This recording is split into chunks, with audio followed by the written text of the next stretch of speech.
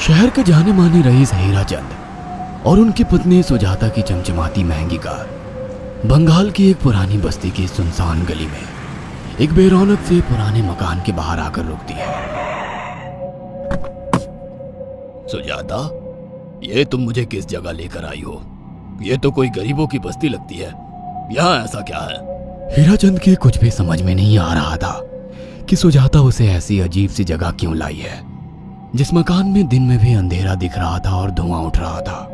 आप मेरे साथ अंदर चलिए, सब समझ जाएंगे। यहाँ हमारी हर समस्या का समाधान मिलेगा।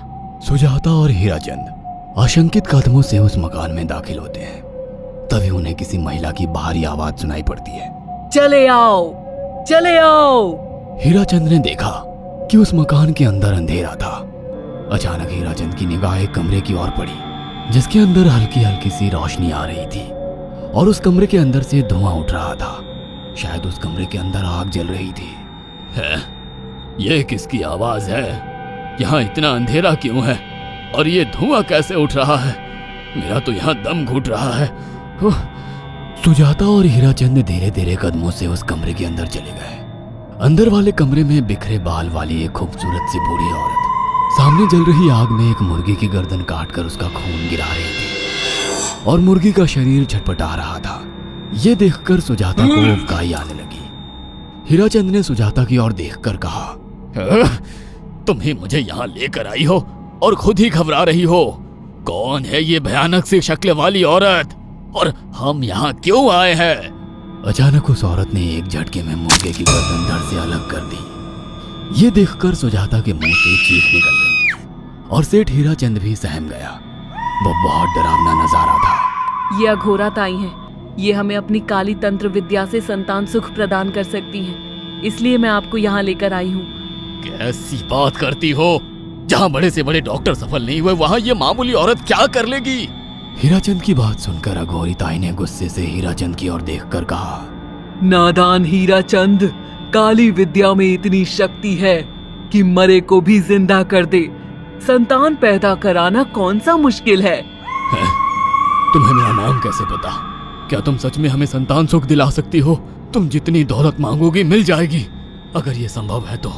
संतान का नाम सुनते ही हीराचंद की आंखों में चमक आ गई। वह संतान के लिए कुछ भी कर सकता था। तुम लोगों को मुझे एक नवजात शिशु लाकर देना होगा। मैं उस शिशु की बलि चढ़ा दूंगी और फिर वही शिशु तुम्हारे घर में फिर से जन्म लेगा। नवजात शिशु की बलि का नाम सुनते ही सुजाता और हरिचंद डर के मारे सिहर गए, पर उनकी आंखों में उनकी संतान का सपना ज्यादा बड़ा था। वो सब करने को तैयार थे। अघोरा ताई, आप जैसा कहेंगे हम वैसा करेंगे। बस हमें संतान सुख दिला दो। बिना वारिस के हमारी दौलत किस काम की? संतान सुख के लिए अंधे हो चुके सुजाता और हरिचंद अपनी नौकरानी शीला से एक नवजात बच्ची चोरी करवा के अघोरी ताई को दे देते हैं।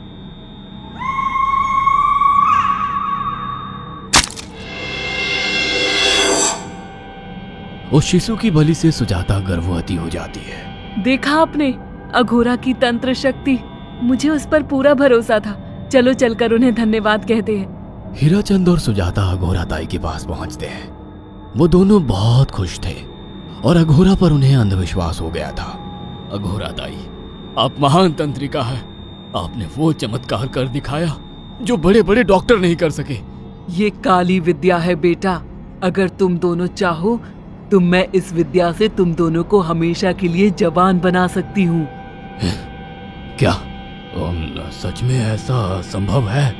हाँ बिल्कुल, पर इसके लिए तुम्हें जवान लड़के और लड़कियों की बलि चढ़ानी होगी। तुम उन्हें यहाँ तक लाओ, बाकी मैं देख लूंगी। जवान रहने की लालच में अंधे सुजाता और हरिचंद एक अनाथ आश्रमों से हर रोज एक लड़की या लड़के को गोद लेने के बहाने अघोरी के पास बलि चढ़ाने ले जाने लगे। और एक दिन अघोरी ताई ने हीराचंद और सुजाता से इंसानी मांस खाने को कहा।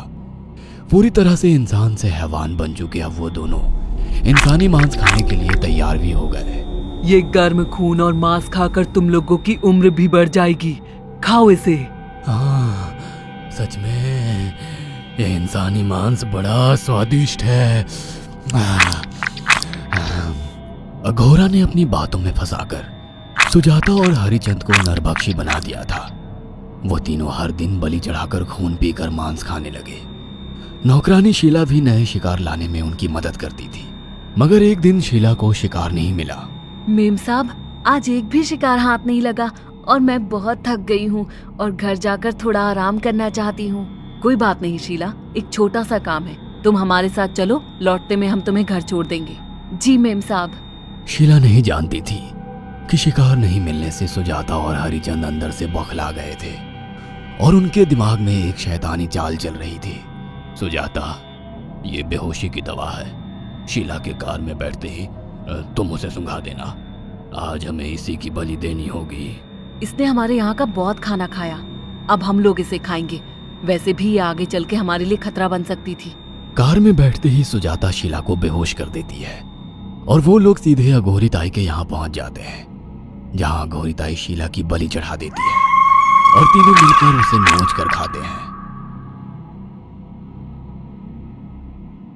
अघोरी ताई, हमको बलि चढ़ाते हुए पूरा 1 साल हो गया है।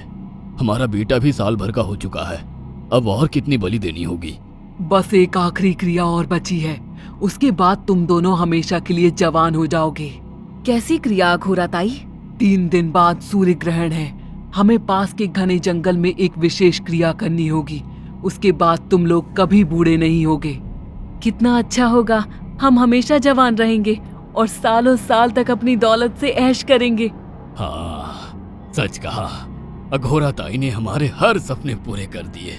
3 दिन बाद बंगाल के बियाबान जंगल में कोहरे और ओस से भीगे पेड़ों के बीच एक घने बरगद की बेलों पर कटे इंसानी सिर लटक रहे थे, जिसमें से खून टपक रहा था। काले जादू का सामान भी रखा था।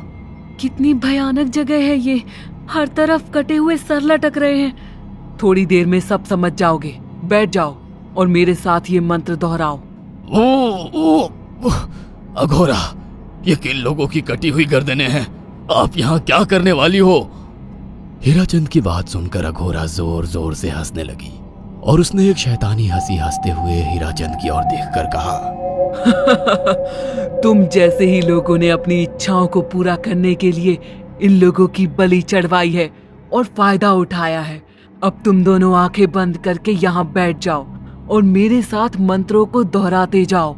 अघोरा ने सुजाता और हरिचंद को वशीकरण मंत्र और काले जादू के इस्तेमाल से सम्मोहित कर दिया और देखते ही देखते वो एक भयानक डायन में बदल गई और चीखती हुई बोली, अब मैं तुम दोनों की बलि चढ़ाकर अमर हो जाऊंगी, क्योंकि तुम लोगों ने 100 लोगों की बलि का खून पिया है। देखते ही देखते उस डायन ने फरसे से एक एक करके सुजाता और हरिचंद की गर्दन काटकर जल रही आग में बलि चढ़ा दी और उनका गर्म खून पीने लगी। जब तक तुम जैसे मूर्ख और लालची लोग अपने फायदे के लिए दूसरों को मेरे पास लाते रहेंगे, मैं उनका फायदा उठाकर ऐसे ही उनकी बलि चढ़ाती रहूंगी। दरअसल अघोरा एक डायन थी और अपना स्वार्थ पूरा करने के लिए उसने हीराचंद और सुजाता की लालच का फायदा उठाकर उनकी भी बलि चढ़ा दी। बुरे काम का बुरा ही नतीजा मिलता है। अगर आपको हमारी ये कहानी पसंद आई हो तो इसे लाइक और शेयर करना ना भूलें। साथ ही ऐसी और नई कहानियों के अपडेट्स पाने के लिए हमारे चैनल अक्षु टीवी को जरूर सब्सक्राइब करें।